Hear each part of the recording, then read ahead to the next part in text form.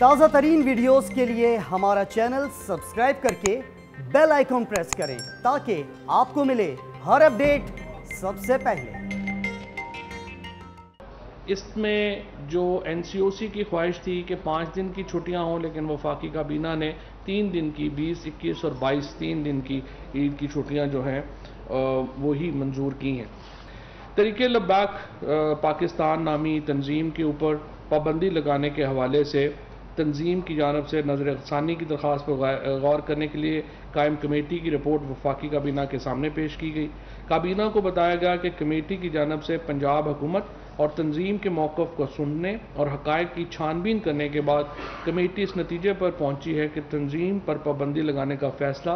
Merit اور حقائق پر کیا گیا تھا۔ اس تنظیم کے اوپر ہمارے جو پولیس ہیں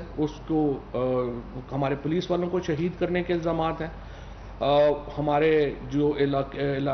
جو علاقائی پولیس فورسز تھی ان کو ٹارچر کرنے کے الزامات ہیں،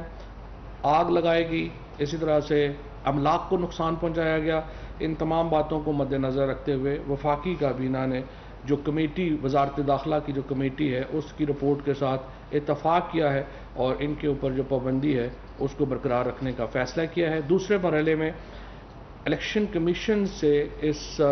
تنظیم کا جو سمبل ہے، انتخابی سمبل ہے، اس کو کینسل کرانے کے لیے جو اقدامات ہیں وہ وفاقی وزارت قانون اور اٹارنی جنرل جو ہیں وہ کریں گے، اور اس کا قانون میں ایک علیحدہ پورا پروسیس ہے۔ یہ جو پروسیس ہے یہ اینٹی ٹیررزم ایکٹ کے تحت ہے